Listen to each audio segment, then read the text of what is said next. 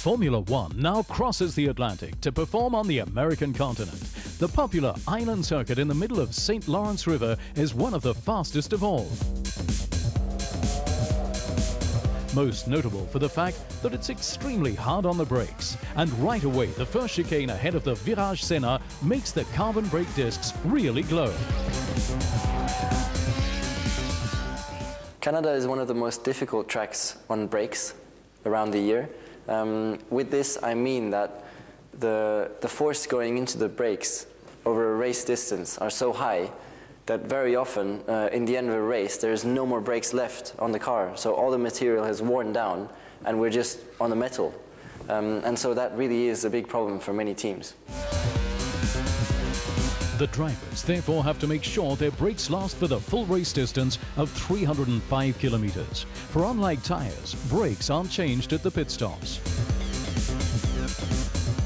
In Canada, the teams run with fairly flat wings and therefore modest downforce. That gives greater speed and thus more cooling for the brakes. And that's really vital on the track's winding sections. Cooling is absolutely vital, the cooling for the brakes, and if there is a mistake or there is a little problem on brake temperatures, you end up in deep trouble because the brakes are not going to survive until the end of the race. It's then on to turn 8, which is taken at 120, then briefly back up again to over 300 and onto the spectacular l'Épingle hairpin, which is popular for more reasons than just the tough maneuver. You really feel the stadium, you feel the crowd.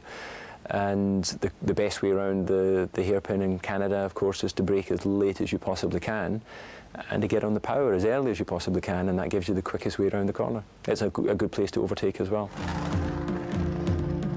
From now on, it's almost dead straight all the way to the finish, but only almost, for there's still the final chicane, the famous Wall of Champions. Well, I hope I'll be in the wall very soon, because then I might be champion.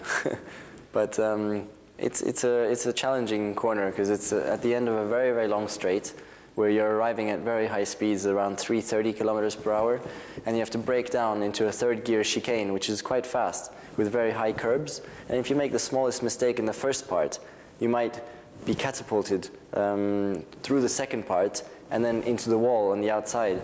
And every great champion has ended up in that wall, which is why it's called the Wall of Champions. Once past that final hurdle, it's just a few more meters to the start of the next lap. The drivers come past here another 69 times. Then we'll know who will be the champion of Montreal this time, hopefully with no one crashing into the wall.